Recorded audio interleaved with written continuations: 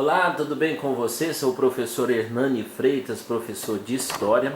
Estou aqui para conversar um pouquinho com você sobre a abolição da escravatura e o fim do Império aqui no Brasil, né? Nós vamos fazer aí uma cronologia referente à extinção da escravidão. Lembrando que o Brasil é um dos últimos países da América a abolir a escravidão, tá? A escravidão no Brasil dura em torno de 350 anos e o Brasil é um dos únicos países que não pode ter racismo. Na verdade, nenhum país pode ter, desculpa a minha fala, mas o Brasil é um país muito miscigenado, muito misturado, e nós devemos grande parte da nossa história aos nossos irmãos afrodescendentes. Em 1810 nós temos aí o Tratado do Comércio e Navegação, Aliança, Amizade. Foi introduzida uma cláusula segundo a qual somente nas colônias portuguesas de Angola, Moçambique e Guiné poderiam ser capturados escravos. Em 1815, proibição da captura dos escravos nas regiões africanas do norte do Equador.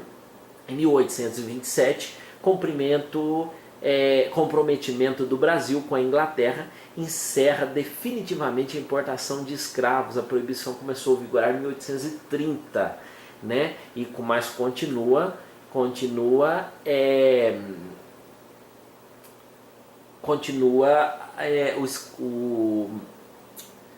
o tráfico interno aqui no Brasil. Nós temos leis criadas aqui no Brasil, por exemplo, denominada de leis para inglês ver. Como assim leis para inglês ver? Com o passar do tempo, as autoridades de Londres finalmente perceberam que todas as leis não foram executadas. Irritadas, começaram a pressionar o Brasil. Em 1844, a chamada Tarifa Alves Branco acabou com as taxas alfandegárias que beneficiaram a Inglaterra. Em represália aos ingleses, decretam o Bill Arden, e quer dizer, o Deus, o que foi que nós negros fizemos, né? Nós temos aí uma charge. Então, os brasileiros lançam leis somente para os ingleses ver, mas a escravidão continua no Brasil do mesmo jeito, né? Tá aí em 1845 a lei Bill Arden, né? O parlamento inglês aprovou que a marinha inglesa poderia aprisionar os navios negreiros em qualquer lugar, inclusive em águas territoriais de outras nações. Bill Arden gerou um crescimento no tráfico negreiro. Nós temos no Brasil a lei Eusébio de Queiroz, né? Tá aí um desenho de Rugendas, né? Desembarque de escravos negros, da Biblioteca Municipal de São Paulo. A proibição pela segunda vez da entrada de escravos no país. Dessa vez as autoridades se empenham de verdade e em pouco mais de 4 anos a importação de escravos estava definitivamente extinta com a chamada Lei Eusébio de Queiroz em 1850. Quais foram as consequências da abolição do tráfico? Cessava a única fonte de abastecimento do sistema produtivo brasileiro. Devido às péssimas condições de vida, a mortalidade dos escravos era maior que a natalidade. Falta de mão de obra. A substituição de mão de obra escrava foi conseguida com a vinda de imigrantes aqui para o Brasil, né? A primeira leva de imigrantes foi mais ou menos em 1846, com o senador Vergueiro do estado de São Paulo. O senador trouxe em torno de algumas dezenas de famílias para trabalhar nos cafezais no sistema de colonato, né? O capital aplicado no tráfico negreiro voltou-se para as atividades urbanas, tais como bancos, comércio, indústria, entre outros. A imigração. Nós temos a imigração iniciada no período joanino, que é a permanência de Dom João VI aqui no Brasil, que é de 1808 até 1820, né? As primeiras colônias de imigrantes localizam-se na Bahia, do Espírito Santo, do Rio de Janeiro, São Paulo, Santa Catarina e Rio Grande do Sul. Hoje é possível, né, no Rio Grande do Sul, no sul do país, é mais possível você ver essa questão dos imigrantes, né, dos imigrantes alemães, italianos e, por exemplo, nas Serras Gaúchas é muito comum você ver lá que eles ainda guardam muito da sua cultura, não é verdade? Em 1847 tem início da imigração financiada pelos fazendeiros Senador Vergueiro, que eu acabei de citar para vocês, em Ibicaba, São Paulo. Esse tipo de imigração malogrou devido aos imigrantes adquirirem muitas dívidas com os fazendeiros, o chamado regime de colonato. Em 1870, a imigração é subvencionada pelo governo.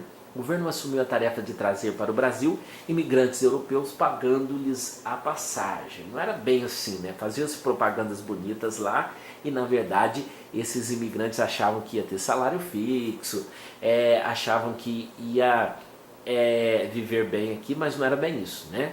Olha lá, o imigrante assinava um contrato que previa um pagamento dividido em duas partes, um salário fixo mensal, uma quantia proporcional ao volume de café colhido.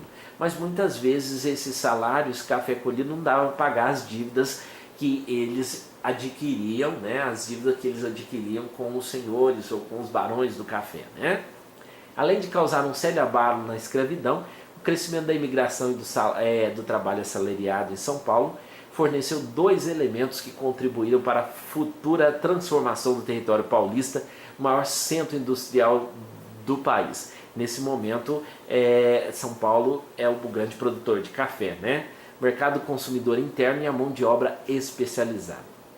Os imigrantes italianos, você tem aí uma foto dos imigrantes italianos que vieram para o Brasil trabalhar na colheita do café, né? Para dificultar a aquisição de terras por imigrantes e ex-escravos, em 1850 foi criada a Lei de Terras, que determinava como poderiam ser adquiridas as terras públicas, as terras sem donos, que naquela época ainda constituíam a maior parte do território nacional, as chamadas terras devolutas, só podiam ser adquiridas por meio de compra, né?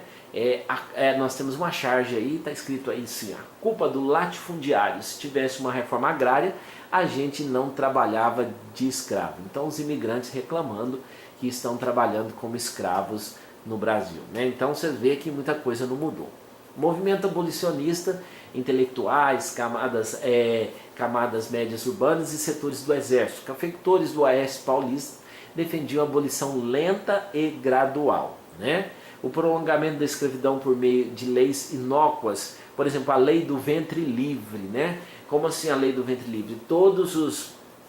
Ou lei Visconde do Rio Branco, toda criança nascida a partir de 1871 seria livre, né?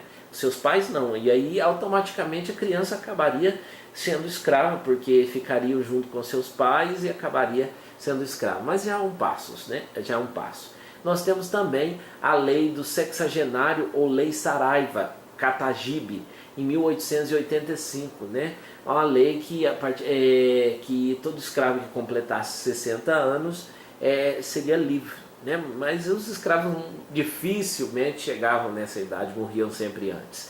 Então, uma lei, para inglês ver, né? Ou uma lei, ou leis inócuas, como diz aí o enunciado.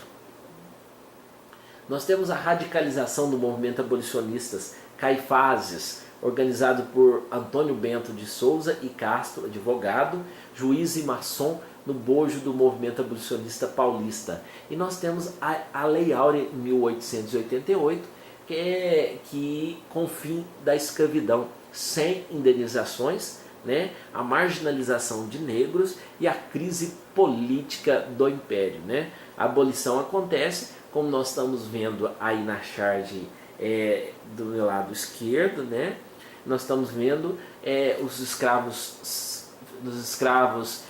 continuam livres, eles são livres, né? Desculpa, eles são livres, mas continuam escravos, porque muitos não têm para onde ir, não têm o que fazer, eles acabam vivendo junto dos brancos com trabalhos subalternos, né? Trabalhos subalternos. Nós temos o caso das TVs brasileiras, novelas, por exemplo, da Rede Globo de televisão, que até pouco tempo atrás não tínhamos nenhum negro trabalhando em papéis principais. Os negros eram motoristas, empregados, e não trabalhavam em papéis principais, né? Agora está mudando um pouquinho, mas mesmo assim ainda existe um grande racismo no Brasil.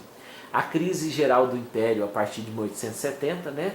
A questão republicana, em 1870, no Rio de Janeiro, a dissidência radical do Partido Liberal, em 1873, a fundação do Partido Republicano Paulista, vinculado a importantes cafeicultores do Estado, né? Chamada Convenção de Itu. O descompasso entre o poderio econômico dos cafeicultores do Oeste paulista e sua pequena participação política, o abolicionismo em contradição com o escravismo defendido por velhas elites aristocráticas cariocas, a ideia do federalismo, maior autonomia estadual, apoio de classes médias urbanas e também pouco representadas pelo governo imperial.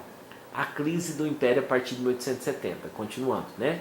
Questão militar, o exército desprestigiado pelo governo, baixos soldos ou baixos salários, pouca aparelhagem e investimentos, exército fortalecido nacionalmente após a Guerra do Paraguai, punições do governo a oficiais que se manifestavam politicamente, Sena Madureira, Cunha Matos, penetração de ideias abolicionistas e republicanas positivas nos quadros do exército, associava o Império ao atraso institucional e tecnológico do país. A questão religiosa, a Igreja atrelada ao Estado, a Constituição de 1824, padroado e beneplácito. 1864, a bula Syllabus do Papa Pio IX, maçons expulsos do quadro da Igreja. Dom Pedro II proíbe tal determinação no Brasil. Dizem as más línguas que Dom Pedro II era maçom, por isso que ele proíbe, né? A questão religiosa, os bispos de Olinda e Belém descumprem o imperador e são presos. Posteriormente anistiados, a igreja deixa de prestar apoio ao imperador Dom Pedro II. A questão abolicionista, a abolição da escravidão acontece em 1888, retirada do governo imperial sua última base de sustentação, a aristocracia tradicional, né? Quer dizer, acontecendo a abolição, com certeza o império iria cair por falta de mão de obra e os grandes aristocratas iam bater em cima de Dom Pedro II. O império é atacado por todos os setores, sendo associado ao atraso e à decadência. Então, a proclamação da República não tarda, né? Acontece em 15 de 11 de 1889. Em 1888, Dom Pedro tenta implantar reformas políticas inspiradas no republicanismo através do Visconde de Ouro Preto, autonomia provincial, liberdade de culto, ensino, senado temporário, facilidades de crédito, reformas negadas pelo parlamento, que é dissolvido pelo imperador. Republicanos espalham boatos de supostas prisões de líderes militares. Marechal Deodoro da Fonseca lidera a rebelião que depõe Dom Pedro II, e nós temos aí o fim do Império e o início da República Federativa do Brasil, em 15 de 11 de 1889, tendo como primeiro presidente da República Federativa do Brasil, então Marechal Deodoro da Fonseca. Espero que eu tenha ajudado vocês nesse pequeno comentário. Se você gostou, curte aí, manda para os seus amigos, dá um cliquezinho lá no joinha, né? E se inscreva no meu canal. Um grande abraço para vocês, tudo de bom, muita paz, muita alegria, e continue estudando, porque o estudo é a chave que abre as portas para todos os horizontes. Um abraço do professor Hernani Freitas.